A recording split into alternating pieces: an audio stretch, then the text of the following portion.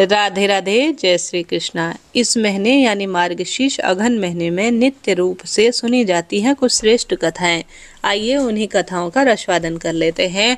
आप जानते होंगे आज का दिन माता लक्ष्मी का दिन है, तो उनकी कथा से ही आरंभ करते हैं। उसके बाद गणपति गजानन की भी कथा और अन्य कथाओं का भी रसवादन करेंगे। मेरे साथ आप सभी बोलिए, ओम नमो भगवते वासुदेवाय, श्री शिवाय नमस्तुभ्यम। आपका दिन शुभ हो, मंगलमय हो, इसी प्रार्थना के साथ इस कहानी का आरंभ करते हैं। कथा अनुसार एक समय की बात है, एक सेठ जी थे। उनके घर पीढ़ियों से धन ऐश्वर्य प्रचुर मात्रा में थी, अर्थात वह धन संपदा के खूब स्वामी थे। परंतु लक्ष्मी जी का स्वरूप तो चंचल है, आज यहाँ तो कल वहाँ। जब उनका मन सेठ जी के घर से भर गया तो वह दूसरे किसी घर में जाने के लिए लालायित हो उठी।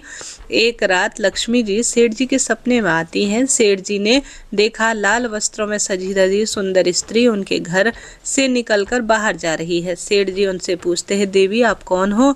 मेरे घर में आप कब आई और अब हमारा घर छोड़कर कहाँ जा रही हो? मेरे घर आप कब आई और हमारा घर जो है किस स्वरूप में आप इस तरह से जाने का क्यों प्रयत्न कर रही हो? माता बोली, मैं तुम्हारे घर की वैभव लक्ष्मी हूँ। कई पीढ़ियों से मैं तुम्हारे घर में निवास कर रही थी, परंतु अब मेरा मन यहाँ उब चुका है। अब मेरा यहाँ समय समाप्त हो गया है, इसलिए मैं यह घर छोड़कर जा रही हूँ।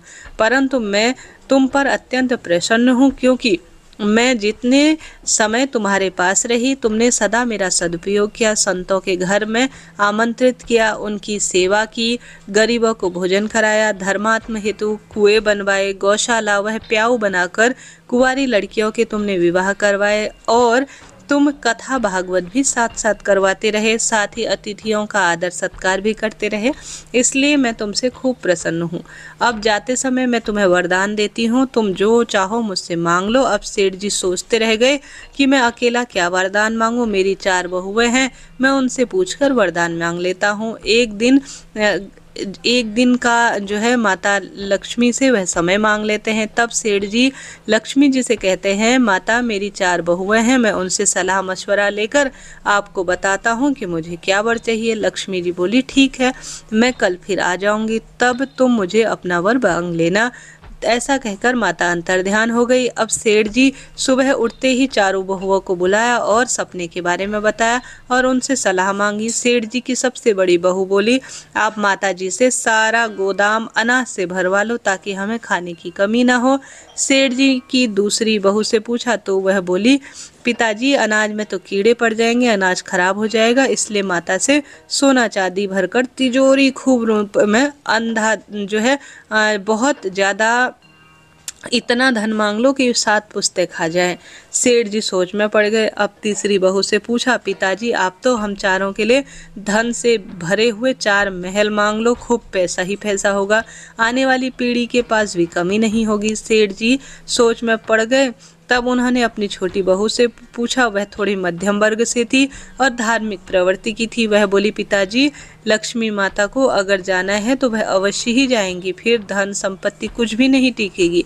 अगर टिक भी गई हो तो हमारी आने वाली पीढ़ी उसे देखकर आलस और अहंकारी हो जाएगी, इसलिए पिताजी आप लक्ष्मी जी से कहें कि वह अगर जाना चाहती हैं तो अवश्य जाए, किंतु हमें यह वरदान दे दीजिए कि हमारे घर में सज्जनों की पूजा होती रहे, हरि कथा होती रहे, मेहमान आए तो उनका आदर सत्कार हम करते रहें और परिवार के सभी सदस्यों के बीच प्रेम भाव बना रहे, क्योंकि अगर प्रेम होगा तो किसी को कोई परेशानी नहीं होगी, सब मिलजुल कर आने वाली विपदाओं को भी काट लेंगे। सेठ जी की छोटी बहू की बात को समझ सुंदर रूप में प्रसन्न हुए। वह खुशी खुशी रात होने का मतलब रात खत्म होने का इंतजार करने लगे। रात खत्म हो गई। माता फिर से सेठ जी के सपने में आई और सेठ जी से पूछते हैं कि तुमने अपनी बहू से अब तो सलाह मशवरा कर लिया होगा, बोलो तुम्हें क्या चाहिए। सेठ जी कहते हैं कि हे माते, यदि आप प्रसन्न हैं तो मुझे यह वरदान दीजिए कि मेरे घर में सदैव हरि कीर्तन होता रहे, संतों की सेवा होती रहे, अतिथियों का सत्कार होता रहे और हमारे परिवार के सदस्यों में आपस में खूब प्रेम बना रहे। यह सुनकर माता चौंक जाती है और कहती है, यह तुमने क्या मांग लिया? जिस घर में हरि कथा होगी, संतों की सेवा होगी, साक्षात नारायण निवास करेंगे और जहाँ नारायण वास करेंगे वहाँ मेरा निश्चित रूप से वास होगा। यह वरदान मांगकर तुमने तो मुझे हमेशा के लिए अपने घर में रख लिया लिया और विवश कर दिया।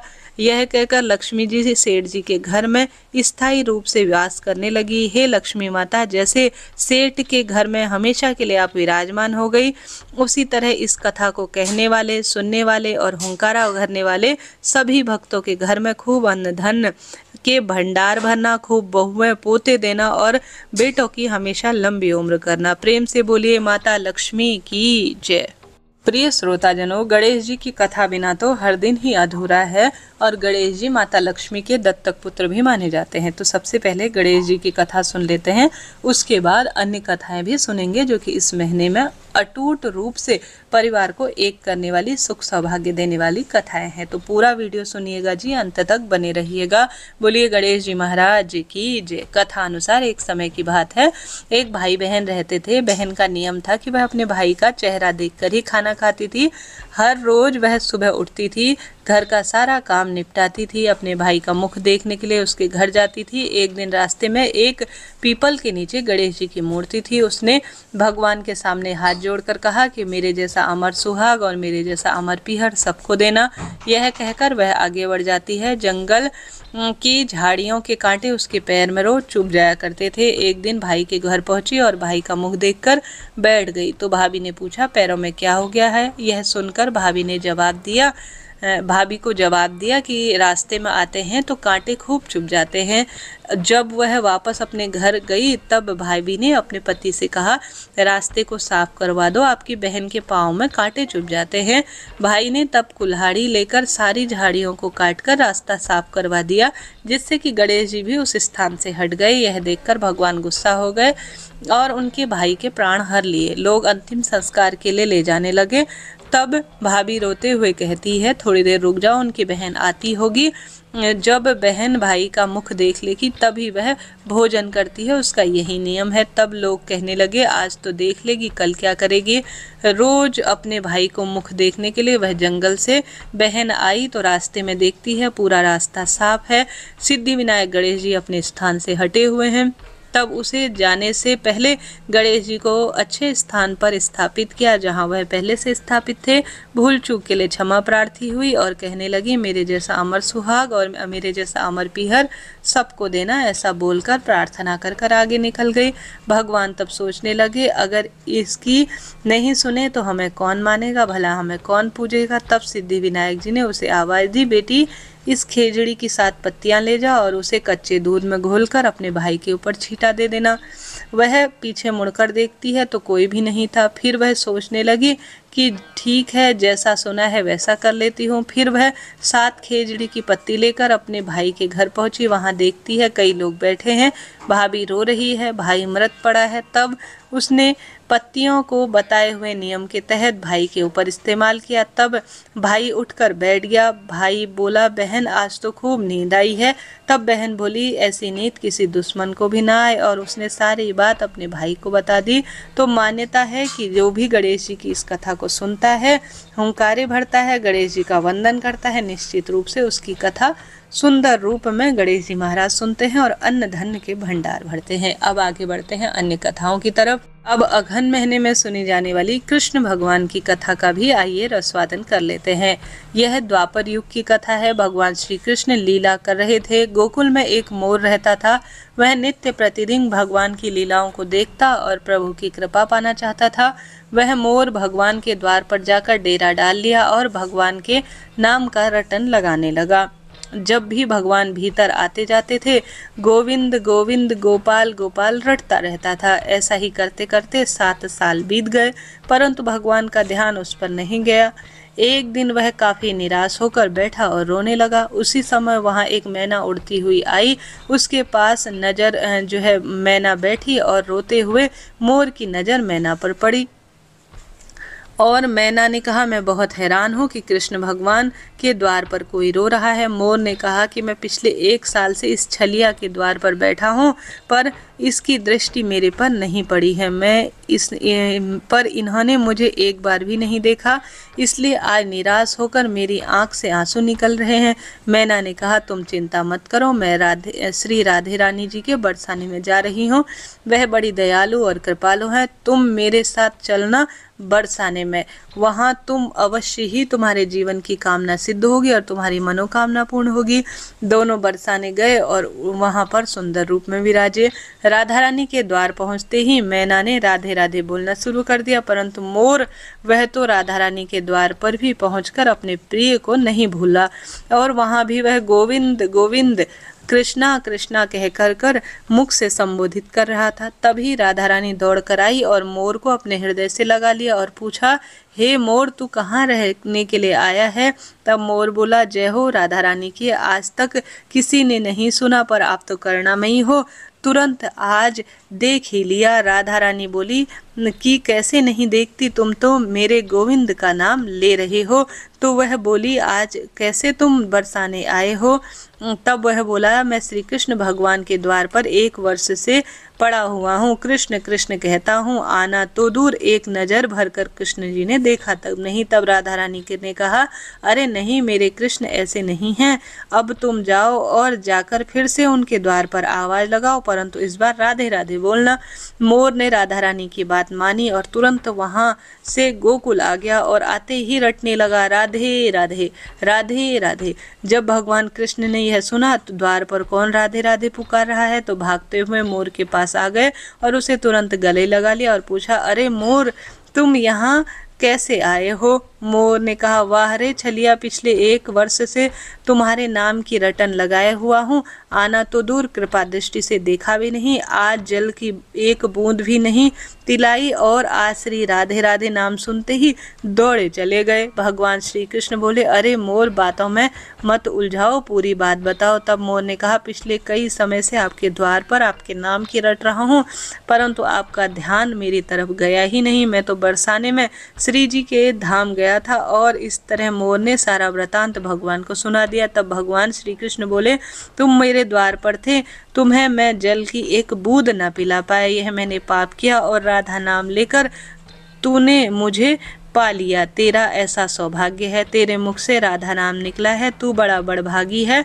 इसलिए मैं तुझे वरदान देता हूँ कि जब तक सृष्टि रहेगी तेरा पंख सदैव मेरे शीश पर विराजमान रहेगा और जो भी भक्त राधा नाम लेगा वह सदैव मेरे शीश पर रहेगा, मेरी कृपा का पात्र होगा। इसलिए यदि भगवान श्री कृष्ण को प्राप्त करना चाहते हैं तो प्रेम से बोलिए, राधे राधे राधे राधे। कितना सुंदर कथा है ना प्रिय श्रोताजनों, आप सुन पा रहे हैं तो कमेंट्स बॉक्स में राधे राधे लिख दीजिए। प्रिय श्रोताजनों, आगे बढ़ने से पहले मार्गशीर्ष महीने के बारे में आइए पूर्ण रूप से जान लेते हैं, जो कि भगवान श्री कृष्ण की कृपा दिलाने वाला होता है। जैसा कि आप जानते होंगे, इस महीने का संबंध मृगशिरा नक्षत्र से होता है, इसी कारण से इस महीने का नाम मार्गशीर्ष पड़ा। कहीं कहीं पर इसे अघन महीने के रूप में भी जाना जाता है और गीता में स्वयं भगवान श्री कृष्ण कहते हैं, मैं माहों में अघन का महीना हूँ। हिंदू कैलेंडर के अनुसार कार्तिक के बाद मार्गशीर्ष माह की शुरुआत होती है, जो कि 9वां महीना माना जाता है। पुराणों में इस माह की खूब महिमा कही गई है और सुंदर रूप में इस महीने ध्यान भजन खूब सुंदर रूप में जाना जाता है। मार्गशीर्ष माह के भगवान जी श्री कृष्ण के बाल स्वरूप की कथा का भी श्रवण किया जाता है, जिससे माता यशोदा के जीवन को भी दर्शाया गया है। साथ ही यह भी जाना जाता है कि सतयुग में देवों ने वर्ष का आरंभ मार्गशीर्ष कृष्ण पक्ष की प्रतिपदा से ही किया था। साथ ही ऐसी मान्यता है, ऋषि कश्यप ने भी इस महीने के दौरान कश्मीर नामक जगह की स्थापना की थी। मार्गशीर्ष माह के दौरान जमुना नदी में स्नान दान बड़ा महत्वपूर्ण माना जाता है। मार्गशीर्ष महीने के दौरान यमुना नदी में स्नान करने से भगवान स्वतः ही प्राप्त हो जाते हैं, ऐसा भी वर्णन है। अतः जो लोग भगवान का आशीर्वाद चाहते हैं, हर संकट से छुटकारा चाहते हैं, उन्हें मार्गशीर्ष महीने में कम से एक बार यमुना नदी का दर्शन और स्नान जरूर करना चाहिए। ऐसा करना संभव नहीं है तो घर पर ही गंगा जमुना का पवित्र जल लेकर स्नान जरूर करें। मार्गशीर्ष महीने में कीर्तन करने से, शास्त्रों का पाठ करने से अमोघ फल मिलता है, ऐसा शास्त्र में वर्णित है। अगर आप संतान की चाह रखते हैं तो श्री कृष्ण भगवान की आराधना करने से आपको संतान की प्राप्ति सरलता से हो जाती है, ऐसा शास्त्र में वर्णित है। इस महीने में सांवले सलोने भगवान श्री कृष्ण की उपासना करना, पवित्र नदियां, तट, सरोवर में स्नान करना शुभ माना जाता है। इस महीने में किए गए कोई भी कार्य बहुत रूप में सफल माने जाते हैं, अर्थात यह मंगल कार्यों के लिए, शादी विवाह के लिए शुभ महीना जाना जाता है। इस महीने सच्चे भाव से भगवान श्री कृष्ण की आराधना करने से चंद्रमा से अमृत तत्व की प्राप्ति होती है, ऐसा भी वर्णन है। इस महीने कृष्ण मंत्रों, आरती, चालीसा, श्लोक, स्तुति आदि का पाठ करना फलदायक होता है। इस महीने गौ सेवा अवश्य करनी चाहिए। गौ की सेवा, उनकी उचित देखभाल करने से भगवान श्री कृष्ण प्रसन्न होते हैं। इस महीने गाय की शुद्ध घी का दिया भगवान श्री कृष्ण के मंदिरों में जलाना चाहिए। इसके अलावा भगवान श्री कृष्ण को अपना बनाने के लिए पूर्ण रूप से राधा नाम का जाप करना चाहिए। इस महीने अगर प्रेम भाव से श्री कृष्ण को पुकारें तो निश्चित रूप से वह प्राप्त होते हैं। इस महीने शरीर में तेल मालिश करना शुभ माना जाता है। इस महीने गीता का पाठ करना, जप तप करना, कृष्ण का ध्यान करना श्रेष्ठ माना जाता है। इस महीने स्कंद पुराण के अनुसार श्री कृष्ण और राधा कृपा के लिए मनुष्य को मार्गशीर्ष महीने में निरंतर व्रत, उपवास और भजन कीर्तन आदि करते रहना चाहिए। इस महीने कुछ चीजें खाने की मना है, जैसे वत्सा युक्त भोजन और जीरा, यह पूर्ण रूप से शास्त्रों में मनाही की गई है।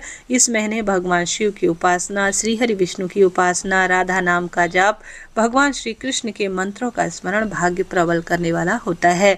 इस तरह से शास्त्रों में इस महीने की महत्वता कही गई है। प्रिय श्रोताजनों, इसके साथ साथ इस महीने कई तरह की सुंदर कथाओं का वर्णन मिलता है। आपको आनंद आ रहा हो तो कमेंट्स बॉक्स में राधे राधे जरूर लिखिएगा।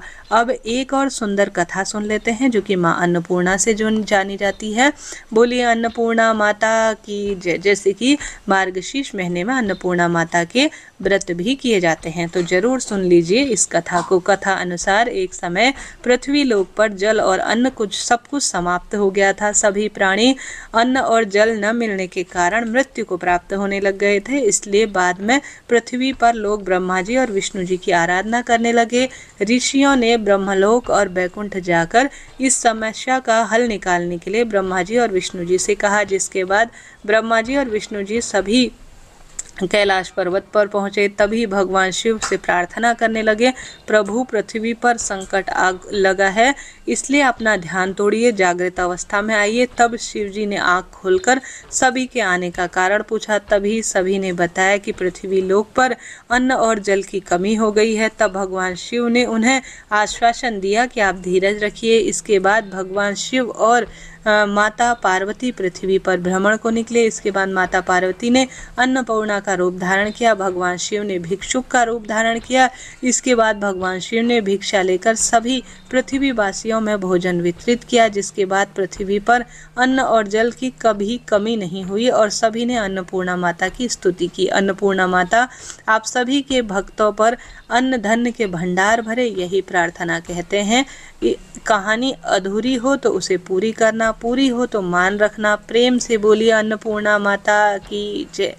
इसके साथ ही प्रिय श्रोताजनों, अन्य कथाएं भी कही जाती हैं। आइए उन कथाओं का श्रवण कर लेते हैं। यह कथा धर्मराज जी की है, जिसे सुनने मात्र से सब कामना सिद्ध हो जाती है। बोलिए धर्मराज जी की जय। बहुत पुरानी बात है। एक गांव में दो सेठानियां रहती थी। बड़ी सेठानी के पास बहुत सारा धन था, लेकिन स्वभाव बड़ा कंजूस था, वह घमंडी थी। लेकिन छोटी जेठानी के घर में धन कम था, लेकिन सरल स्वभाव की थी, सबकी मदद भी करती थी। साथ ही धर्म कर्म के काम कर कर लोगों की मदद करके समय व्यतीत करती थी। हर रोज सुबह स्नान के बाद तुलसी पीपल सींचती, भगवान के मंदिर जाकर पूजा पाठ करती और वहीं धर्मराज जी की कहानी का नियम भी लिया करती थी। यह सब देखकर बड़ी सेठानी हंसती थी और कहती थी, यह तो फालतू कामों में अपना समय व्यतीत करती है। ऐसे ही दिन बीतते गए और दोनों सेठानियां बूढ़ी हो गई और एक दिन दोनों की मृत्यु हो गई। छोटी सेठानी को लेने के लिए धर्मराज जी ने अपना विमान भेजा और बड़ी सेठानी को दूत मारते हुए ले जाने लगे। रास्ते में बड़ी सेठानी ने कहा कि मुझे भूख लगी है। तब दूत बोले कि यदि तुमने अपने संपूर्ण जीवन में किसी को खाना खिलाया हो तभी हम तुम्हें खाना देंगे, अन्यथा कभी नहीं देंगे। थोड़ी देर बाद उसने फिर से कहा मुझे प्यास लगी है। तभी दूतों ने कहा यदि जीवन में किसी प्यासे को पानी पिलाया है तभी हम तुम्हें पानी देंगे, अन्यथा नहीं देंगे। इस प्रकार उसने पानी भी उसे नहीं मिला। आगे रास्ते में कांटे चुभने लगे, तेज गर्मी पड़ने लगी, लेकिन दूत उसे घसीटते हुए ले जा रहे थे। अब बड़ी सेठानी बड़ा पछतावा करने लगी कि मेरे पास सब कुछ होते हुए भी धर्म कर्म का कोई काम नहीं किया। कठिनाइयों के बाद वह धर्म नगरी पहुंची। वहां जाकर उसने देखा छोटी सेठानी सोने के सिंहासन पर बैठी है और उसके पास तरह तरह के व्यंजन है और 4 दासियां चवर ढुला रही हैं। छोटी सेठानी के ठाट बाट देखकर बड़ी सेठानी बड़ी पछताई और बोलने लगी, प्रभु मुझे 1.25 पहर का समय दे दीजिए, मैं वापस अपना दंड भोग लूंगी। बड़ी सेठानी के बार बार आग्रह करने पर धर्मराज जी बोले ठीक है। बड़ी सेठानी के शरीर में वापस प्राण डाल दिए, वह धरती पर आ गई। पंडितों को बुलाकर धर्मराज जी की कथा सुनी और सब प्रकार के दान करे, उद्यापन करा। उद्यापन में 13 पाव ज्वार, आदमी व औरत के वस्त्र, सुहाग सामग्री, छावड़ी, भगवान की मूर्ति, वेट, स्वेटर, मोजे, कंबल, तिल के लड्डू, सोना चांदी सामान, सिंहासन, आसन, लोटा, डोरी, कथा की किताब, छतरी, लालटेन, चप्पल, जपमाला, सारी वस्तु धर्मराज जी के उद्यापन में दान दी। साथ ही ब्राह्मण ब्राह्मणी को जोड़े से जिमाकर दक्षिणा दी और मीठे वचनों से उन्हें विदा किया। इतने में समय पूरा हो गया। अब की बार बड़ी